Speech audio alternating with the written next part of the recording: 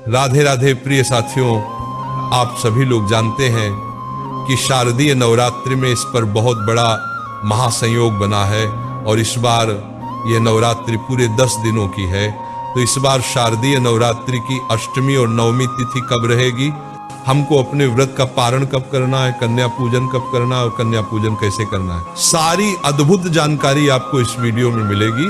प्रिय साथियों, वैसे तो नवरात्रि के पूरे 9 या 10 दिन बहुत अलग होते हैं और अपने में विशेष होते हैं, पर नवरात्रि में जो अष्टमी और नवमी तिथि होती है उसका बहुत ही बड़ा विशेष महत्व माना जाता है, क्योंकि दुर्गा अष्टमी के दिन कई लोगों के घर में अष्टमी की पूजा होती है और कुछ लोगों के घर में दुर्गा नवमी के दिन नवमी की पूजा होती है। इसलिए लोगों के मन में ये प्रश्न है कि इस बार शारदीय नवरात्रि में अष्टमी नवमी किस दिन पड़ रही है और हमें इसका व्रत कब रखना है और कन्या पूजन कब करना है।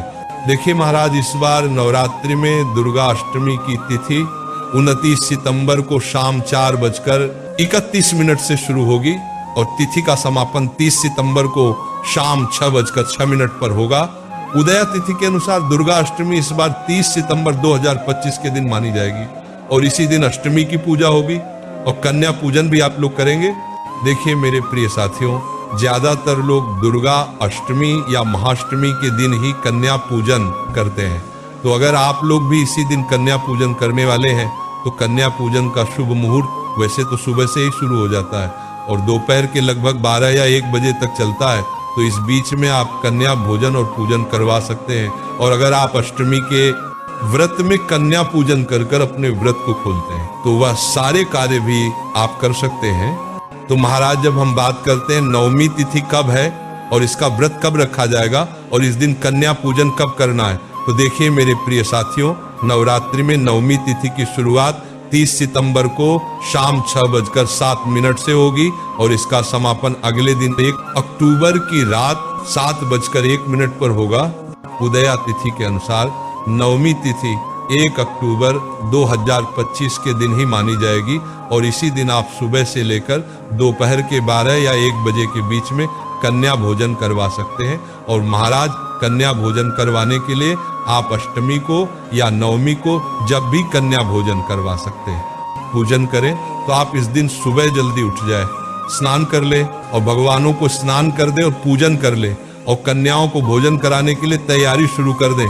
उसके बाद 9 कन्या और एक छोट लड़के को एक बार बुलावा देकर आए, वापस आकर अपने पूजन की तैयारी में लग जाए और कन्याओं को तोहफे में देने के लिए भी आप कोई वस्तु बाजार से जरूर लेकर आए जो कन्याओं को पसंद आए। जैसे ही आपकी तैयारी हो जाए, अब ऐसा भाव बनाए कि आपके घर में माता रानी के 9 रूप आने वाले हैं और आप सभी कन्याओं को उनके घर जाकर अपने साथ में लेकर आए, उन्हें अपने घर पर लाकर उनके पैर धुलाएं, उनकी सेवा करें और उनका भोजन करने के लिए बैठा दें।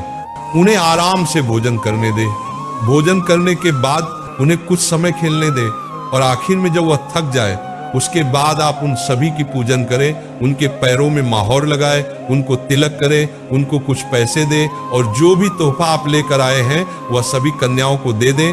साथ ही में जो छोटा लड़का आप लेकर आएंगे उसकी भी आपको पूजन करना है। और अब आप सभी कन्याओं का पैर छूकर आशीर्वाद ले और अपने घर के सभी सदस्यों से भी बोले कि वह भी सभी कन्याओं से आशीर्वाद लें और छोटे लड़के के भी आप पैर जरूर छुए। महाराज, अब आप सभी कन्याओं को उनके घर तक छोड़कर आए और आपका कन्या पूजन यहाँ पर पूरा हो जाता है। वैसे कन्या पूजन सुबह के समय ही कर लेना चाहिए, पर लेट हो जाए तो दोपहर को 12 बजे से पहले कर ले तो अच्छा है। और मेरे प्रिय साथियों, इस बार विजयदशमी 2 अक्टूबर 2025 के दिन रहेगी, जिस दिन सभी लोग अपने व्रत का पारण करते हैं, यानी अपने नवरात्रि के दिन के व्रत को खोलते हैं। बाकी कुछ लोग अष्टमी के दिन भी व्रत को खोलते हैं और नवमी के दिन भी खोलते हैं। आपके यहाँ जैसी परंपरा होनी है वह वैसा आप पालन करें। मेरे प्रिय साथियों, अब हम आशा करते हैं कि आप हमारे चैनल को सब्सक्राइब करेंगे और आप हमारी ये वीडियो कहाँ से देख रहे हैं कमेंट में जरूर बताएं। राधे राधे प्रिय साथियों।